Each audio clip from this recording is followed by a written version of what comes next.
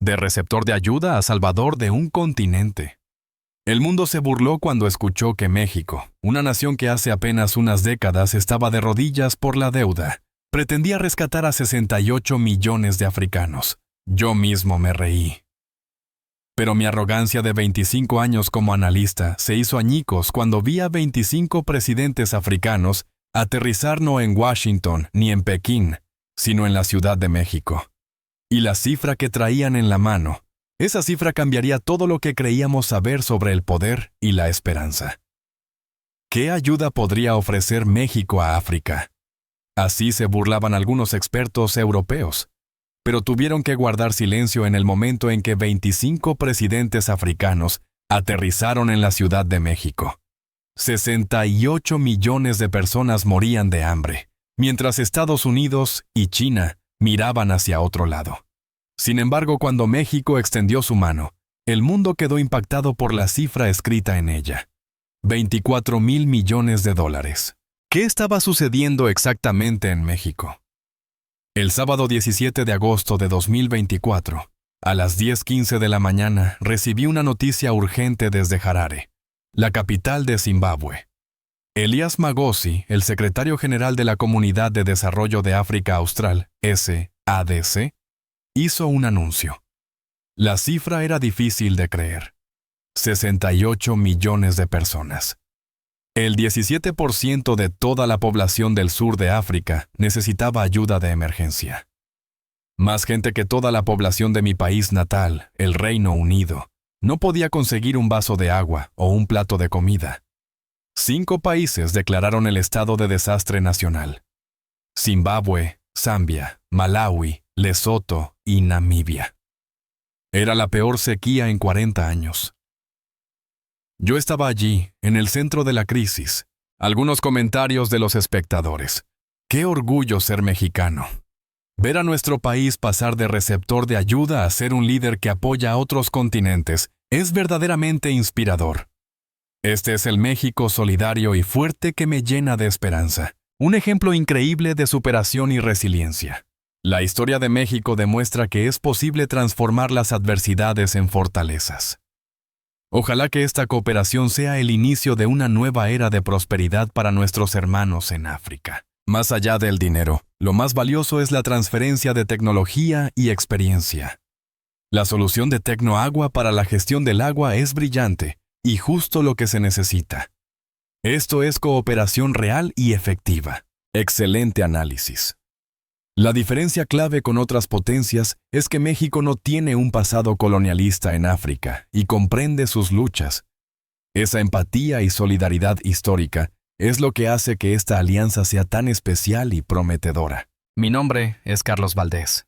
Nací en Manchester, Inglaterra, y llevo 25 años como columnista independiente, analizando los problemas de desarrollo en África. He cubierto cientos de situaciones de crisis y revisado decenas de programas de ayuda internacional. Pero esta sequía era de otra dimensión. Vi con mis propios ojos la presa de Kariba en Zambia. El lago artificial más grande del mundo se estaba secando, donde debería haber agua. Solo veía un lecho de tierra agrietada. Marcos, por favor, verifica los datos del nivel de agua de la presa de Kariba. Contacté a mi colega en Londres. Minutos después, Marcos respondió: Carlos, la situación es grave. La capacidad útil del embalse es del 8%. Me dicen que 5 de las 6 turbinas están paradas.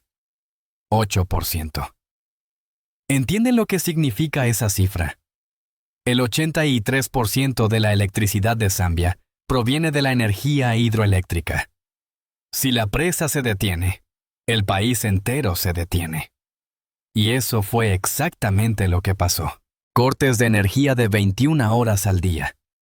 Sinceramente me sentí desesperado. ¿Habría alguna nación capaz de resolver una crisis de esta magnitud? Estados Unidos estaba ocupado con sus propios problemas. China ya había hundido a África en deudas con sus inversiones de la Franja y la Ruta. La Unión Europea estaba destinando todo su presupuesto a la guerra en Ucrania. ¿Quién podría salvar a 68 millones de personas? Fue entonces cuando mi colega Emilia me dio una noticia extraña. Carlos, ¿Viste esto? Los presidentes africanos van a viajar a la Ciudad de México. ¿A la Ciudad de México? ¿A México? Sí. Y no son pocos, son 25. Me quedé perplejo. México. Hace solo unas décadas, luchaba con crisis de deuda y devaluaciones. La nación que fue rescatada por el FMI y Estados Unidos ahora iba a ayudar a África.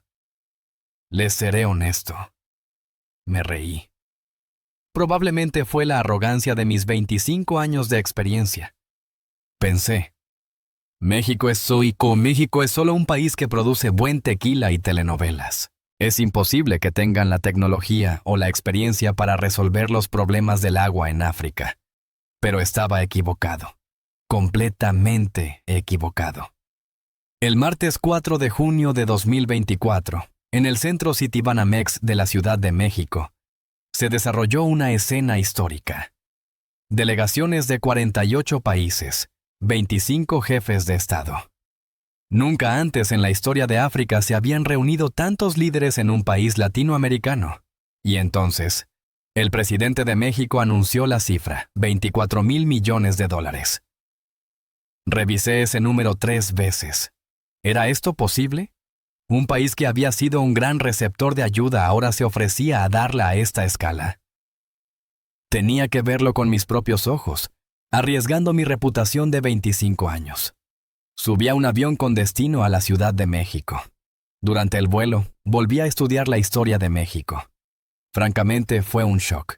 Durante gran parte del siglo XX, México fue un receptor neto de préstamos para el desarrollo e inversión extranjera. La crisis de la deuda de los 80, la década perdida, casi lleva al país a la quiebra.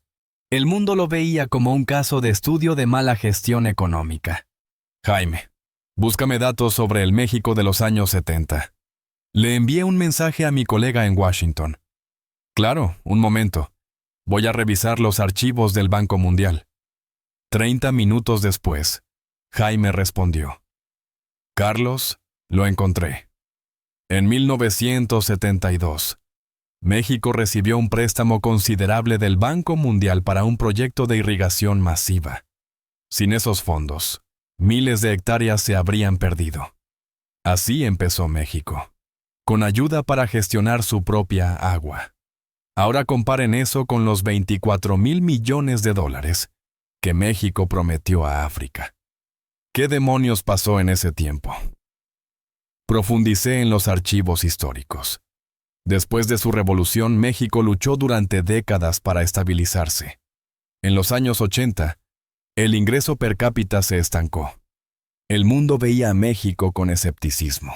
En la década de 1980, México era una nación que renegociaba su deuda. En 2024, se ha convertido en una nación que ofrece ayuda. ¿Se dan cuenta de lo dramático que es este cambio? En la historia mundial, son poquísimos los casos de un país que ha pasado de ser un gran receptor de ayuda a un socio donante. Y México es uno de los ejemplos más espectaculares. Verifiqué este dato. En 1994, México se unió a la OCDE, el Club de los Países Ricos. Fue el primer país latinoamericano en hacerlo, una señal de su transformación. Fue un momento histórico. Sin embargo, todavía tenía mis dudas. Tener dinero no garantiza que puedas resolver el problema del agua en África. Se necesita tecnología y experiencia. El avión aterrizó en el Aeropuerto Internacional Felipe Ángeles. Me dirigí directamente al Centro Citibanamex. Allí se celebraba la Cumbre México-África. Y lo que vi me dejó asombrado. Delegaciones de 48 países reunidas en un solo lugar. El presidente de la Unión Africana, el presidente del Banco Africano de Desarrollo y 25 jefes de Estado. Observé el ambiente de la cumbre. Era notablemente diferente al de las cumbres de la Franja y la Ruta de China. En las reuniones con China, los líderes africanos se mostraban cautelosos. El problema era la deuda, pero en la Ciudad de México el ambiente era relajado. ¿Por qué? México no tenía un historial colonial en África. Las naciones europeas explotaron África durante siglos. China ha proporcionado enormes préstamos, pero a cambio se ha quedado con los derechos de puertos y minas. Pero México era diferente. México también fue una colonia. Sufrió la explotación y la intervención extranjera. Los líderes africanos lo sabían. Sabían que México fue un país en desarrollo como ellos, sufrió como ellos, y a pesar de todo, se levantó. Sabían que, tras décadas de lucha, se convirtió en una de las 15 economías más grandes del mundo. La experiencia de México era una esperanza para África. Escuché el discurso de apertura. El presidente mexicano subió al podio y anunció las cifras: $10,000 millones en ayuda oficial al desarrollo, $14,000 millones en financiamiento para exportaciones, un total de $24,000 millones. Pero algo más que las cifras llamó mi atención. Fue el contenido de la declaración conjunta. Carreteras, ferrocarriles, puentes, puertos, aeropuertos y también presas, plantas desalinizadoras, sistemas de gestión de energía y agua. Sistemas de gestión de agua. Subrayé esas palabras. Eso era exactamente lo que África más necesitaba. ¿Realmente México tenía la tecnología para resolver este problema? Salí de la sala de conferencias con esa duda. Al día siguiente, seguí a 3 presidentes africanos. En el lugar al que se dirigieron, mi prejuicio de 25 años se derrumbó. El jueves 5 de junio, me dirigí al corredor tecnológico de Querétaro. Allí se encontraba la planta de purificación de agua de Tecnoagua, la división tecnológica de la Comisión Nacional del Agua de México, que 3 presidentes africanos iban a visitar. Llegué a Querétaro con el corazón encogido. Me paré frente a la planta de purificación de agua con inteligencia artificial de Tecnoagua. Era un edificio impecable. Pero sinceramente, era escéptico. Esta instalación podría salvar a África. El problema del agua en África es de una escala diferente. Y había otro problema: la dificultad de la transferencia de tecnología. He visto innumerables casos de fracaso. Infraestructuras de miles de millones de dólares convertidas en chatarra en pocos años. Pensé que México no sería diferente. A las 9:45 de la mañana, 3 camionetas negras se detuvieron. Descendieron los presidentes de la República Centroafricana, Madagascar y Mauricio. Un funcionario comenzó a guiar la visita. Explicó que la inteligencia artificial monitoreaba la calidad del agua y que el Big Data optimizaba el uso de la energía. Dijo que era la primera planta de su tipo en América Latina, en funcionamiento desde 2022. Pero en el momento en que vi la reacción del presidente de Madagascar, me di cuenta de que había juzgado mal. Los ojos del presidente de Madagascar se humedecieron. Me acerqué para escuchar.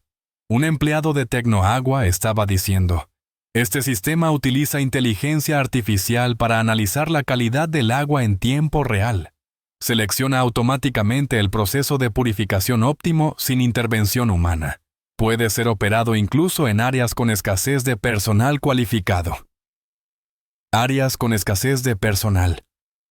Esa era la clave. El sistema de México era diferente. La inteligencia artificial reemplazaba a las personas. El presidente de Madagascar hizo una petición directa al director de Tecnoagua. Plantas de purificación, presas, instalaciones de desalinización. Pidió que construyeran todo esto en Madagascar. Un jefe de Estado solicitando cooperación directamente. En mis 25 años de carrera, nunca había presenciado una escena así. Todavía tenemos un largo camino por recorrer, respondió el director con humildad. México también es un país con un enorme estrés hídrico. Pero por eso mismo, hemos desarrollado nuestra tecnología con más ahínco. Esas palabras me llamaron la atención. Investigué y descubrí que era cierto. La cantidad de recursos hídricos disponibles per cápita en México es baja y está distribuida de forma muy desigual. Sufre de sequías extremas en el norte e inundaciones catastróficas en el sur. La gestión del agua para la Ciudad de México es uno de los mayores desafíos de ingeniería del mundo. Por eso, México construyó presas y acueductos monumentales. El sistema Cutzamala, el acueducto El Cuchillo II, Construyeron obras de infraestructura hídrica por todo el país para almacenar y controlar el agua. Jaime, búscame la historia de la infraestructura hídrica en México. Claro, llevan casi 80 años en ello. Han construido cientos de presas. Son expertos en manejar climas extremos. 80 años de experiencia acumulada. Entonces lo entendí. La tecnología de gestión del agua de México no se creó de la noche a la mañana. Nació de su propia necesidad desesperada y se ha desarrollado durante 80 años. Y descubrí otro hecho importante. Tecnoagua ya estaba llevando a cabo proyectos en Centroamérica y el Caribe. África no era un territorio completamente nuevo para ellos. Pero la noticia decisiva fue otra. «Carlos, ¿has visto esto? Tecnoagua ha firmado un contrato con Botsuana». Me llamó Marcos con voz excitada. «¿Botsuana? ¿Cuándo?» «A principios de este año. Por un valor de $16 millones. Es una exportación de su sistema de gestión del agua. Era la primera vez que la tecnología mexicana de gestión del agua se exportaba a África. Sentí que las piezas del rompecabezas empezaban a encajar. México estaba entrando en África de forma silenciosa, pero sistemática. Volví a abrir la declaración conjunta de la cumbre. Los $24,000 millones. $10,000 millones en ayuda oficial al desarrollo y $14,000 millones en financiamiento de exportaciones. Y había una diferencia crucial con China. México firmó acuerdos bilaterales al mismo tiempo. Kenia, $485 millones en fondos de desarrollo concesionales. Tanzania, $2,5 mil millones en préstamos concesionales a 5 años. Etiopía, $1,000 millones en 4 años. Solo en 3 países se habían hecho promesas concretas por más de $4,000 millones.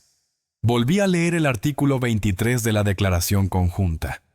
A través de la expansión de los fondos del Banco Nacional de Comercio Exterior, Banco MEXT, y la ayuda no reembolsable, actuaremos como catalizadores para los proyectos de cooperación con África.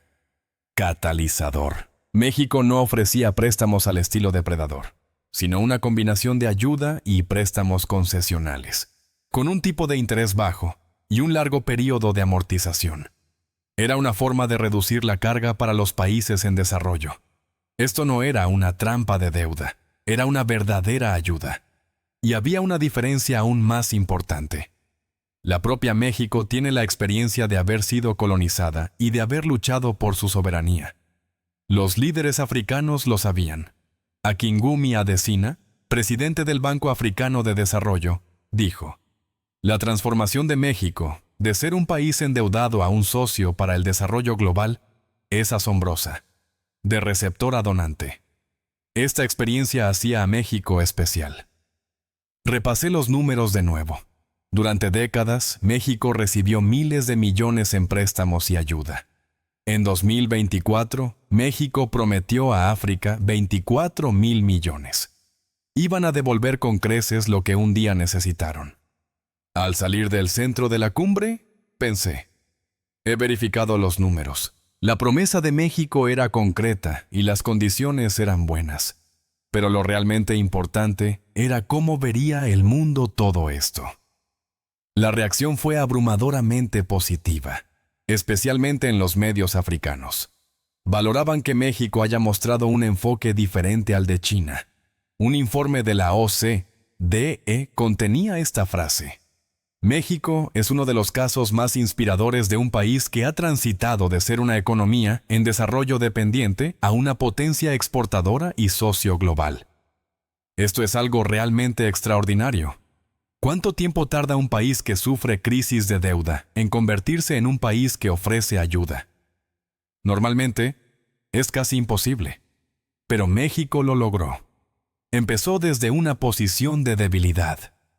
Un país con enormes desafíos sociales y económicos. Pero en 40 años, se estabilizó y se convirtió en una de las economías más grandes del mundo. Y ahora, se ofrece a ayudar a África. Los líderes africanos no podían ignorar esto. En septiembre, China celebró su propio foro con África y prometió 51.000 millones de dólares, más del doble que México. Pero los números no lo son todo. ¿En quién confiarán más los países africanos? Quieren un socio sin trampas de deuda, con una historia compartida de lucha contra el colonialismo, o un socio que les dé mucho dinero de inmediato pero con condiciones opacas. Corea del Sur, ahora México, tenía un arma diferente, la confianza. Condiciones transparentes que no llevan a una trampa de deuda, una relación limpia sin un historial de explotación, y la experiencia real de haber pasado de ser un receptor de ayuda a un país donante. Eso es algo que el dinero no puede comprar. El 30 de diciembre de 2024, en mi oficina de Londres, reflexioné sobre el año. Me avergoncé de mí mismo por haberme reído cuando dijeron que México ayudaría a África, un país que luchó con deudas y devaluaciones. Ese país ahora se proponía salvar a 68 millones de personas. Tuve que admitir mi prejuicio. Le pregunté a mi colega de Singapur, Emilia, la incursión de México en África, ¿crees que tendrá éxito? Bueno, nada es seguro. Pero una cosa está clara. ¿Qué es? Parece sincero. Son diferentes a los otros países. Sinceridad. Esa era la clave. China quería recursos. Europa sentía culpa. Estados Unidos buscaba influencia. ¿Qué quiere México? Claro, tiene sus intereses. Pero hay una diferencia crucial. México intenta compartir su propia y dura experiencia de desarrollo. Recibió ayuda.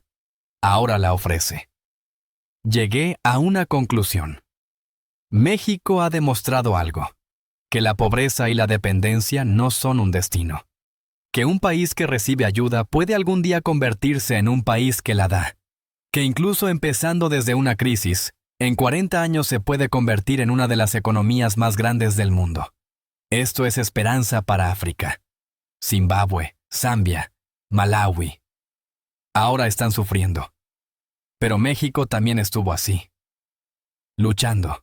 Pero ese México se levantó. Y ahora está extendiendo la mano.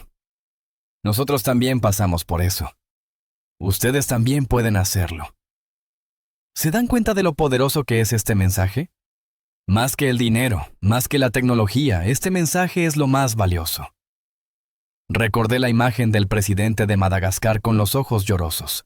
No estaba viendo tecnología. Estaba viendo la posibilidad de que su propio país pudiera llegar a ser como México. Lo digo con la autoridad que me dan 25 años de experiencia. La incursión de México en África no es una simple política de ayuda. Es un punto de inflexión histórico. Un modelo en el que el receptor se convierte en donante y comparte su experiencia.